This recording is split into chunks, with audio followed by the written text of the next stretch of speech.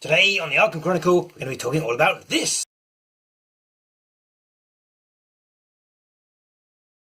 This is a Mythos Pack which contains one scenario, and is the next part of the Dunwich Legacy campaign. A Mythos Pack is different from a scenario pack, because a scenario pack contains a side story, whose default setting is standalone mode, but you can put it into a campaign. Whereas a Mythos Pack is the next chapter of an ongoing campaign, one which will usually have started with a deluxe box. The default setting for a Mythos Pack is campaign mode, but you could play it using standalone mode.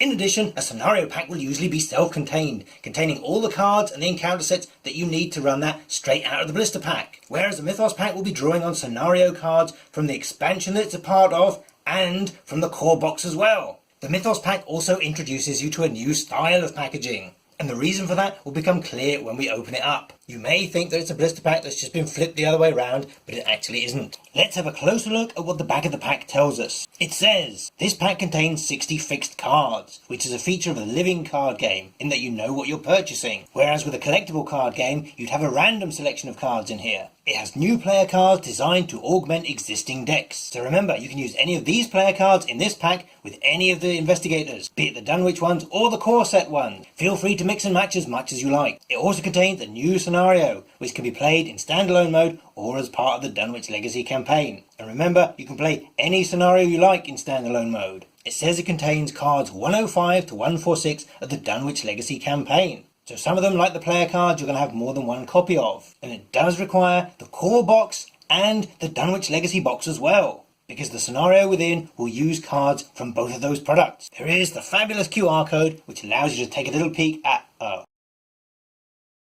Okay, another product which doesn't work. Before we dive into this amazing product, we want to point out that there are 3 unique numbering systems which are being used for the Arkham Horror living card game. The first one is up here. As you can see, that's the Dunwich Legacy expansion symbol there, and this is pack 1 of the expansion. And there are 6 Mythos packs which follow on from the Dunwich Legacy box set, and the whole thing is called a cycle, or a campaign. Then you have the text here, which marks this out as Scenario 2 of the Dunwich Legacy campaign. Which is crazy, because you've already played 2 scenarios, right? Extracurricular activity and the house always wins are counted as 2 parts of one scenario. They are labelled Scenario 1A and Scenario 1B. The third system of numbering in use is the product number.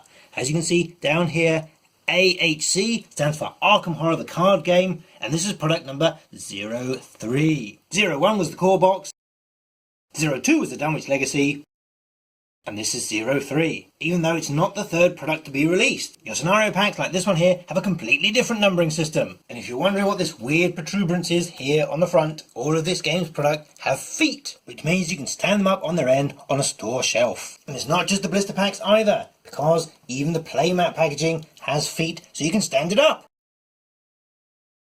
When you first encounter a Mythos pack, you're probably going to think it's sealed, so you're going to want to use some scissors or a sword to open it up. Don't! Stop right there. There is a hinge at the end of the packaging here, and there is a little clear sticker which goes over the top all the way to the back like so.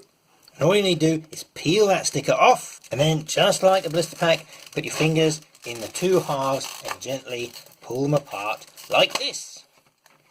Again, unlike a scenario pack, these cards are sealed up, just like the ones in the Dunwich Legacy box were. And remember to check that your sticker matches the sticker colour on your other products to let you know that it's in your language. Unlike the Dunwich Legacy box, there are no spoilers visible when you... Oh, yes there are!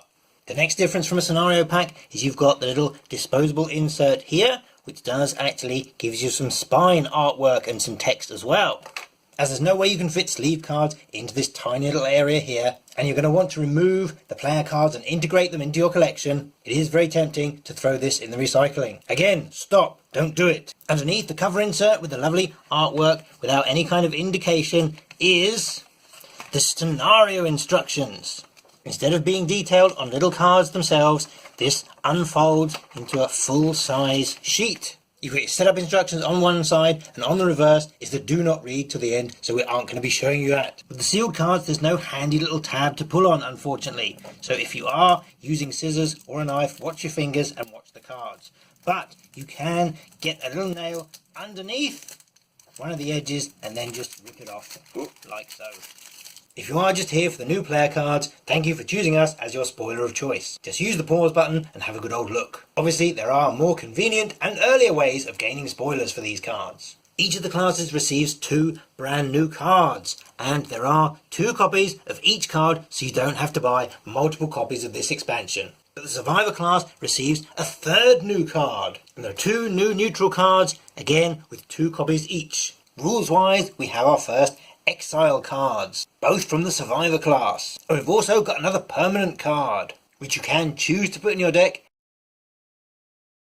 If you want to avoid spoilers, Painkillers is the last card that you should look at. So after that come 3 story assets, and then the rest of the scenario cards. If you look at it by number, the numbers climb from 105, which is the first Guardian card at the front of your pack, all the way down to 117, which is the card Painkillers, and then it jumps to card 140, which is the story asset with the player back.